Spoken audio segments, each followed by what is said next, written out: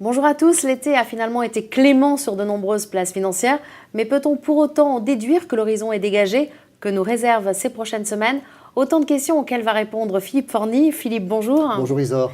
Alors, durant l'été, les marchés actions ont finalement profité de vents favorables. Alors les marchés actions des pays développés, oui, pour les États-Unis, pour l'Europe. Les marchés émergents, ça a été un peu plus compliqué. Plus compliqué pour les marchés actions émergents et plus compliqué pour les marchés de taux émergents.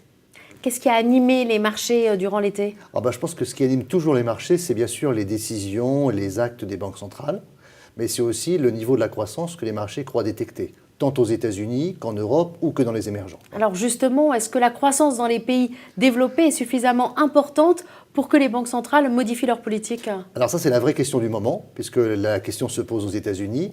La croissance reste plutôt sur un rythme, on va dire, très modéré aux États-Unis.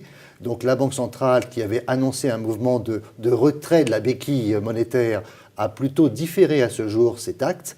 Du coup, les marchés ont été un peu perplexes, un peu perdus face à cette situation. En Europe, on a une situation où la croissance reste très faible, mais le sentiment qui semble prédominer, c'est que la croissance va en légère amélioration en Europe. Donc ça, c'est plutôt un point positif. On va revenir tout de même aux États-Unis. Ils ne sont pas sortis d'affaires, si je vous ai bien suivi?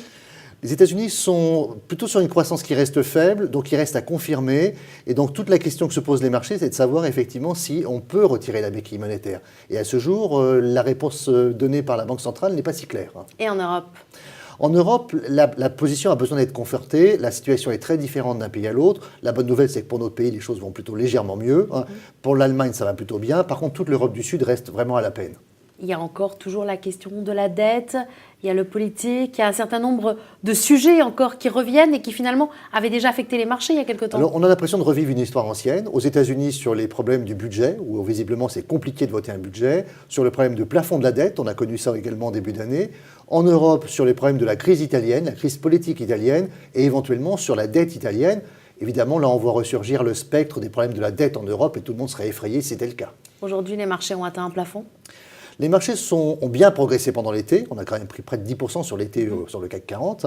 Donc évidemment, on est sur un palier. Donc nous, on pense qu'il peut y avoir une très légère consolidation. On ne pense pas qu'elle sera forcément de très forte ampleur parce qu'on sent quand même beaucoup de gens derrière à l'achat. Et ça nous paraît être important. Et à plus long terme? À plus long terme, nous restons positifs sur les marchés d'actions. Et donc évidemment, si consolidation il devait y avoir, nous la mettrons à profit pour nous réinvestir. Donc, parce qu'effectivement, la croissance semble plutôt revenir, même si elle reste à confirmer.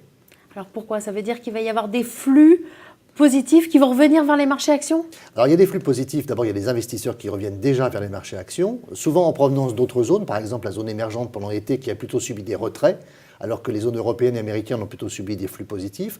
Et puis surtout, on attend toujours une remontée légère, mais quand même sensible des taux longs aux États-Unis et en Europe, puisque la conjoncture semble s'améliorer, et on pourra avoir des mouvements de dégagement des flux obligataires vers les marchés d'actions. Philippe, merci pour cette note d'espoir. Merci Isor, à bientôt. Quant à vous, je vous remercie de nous avoir suivis et à très bientôt.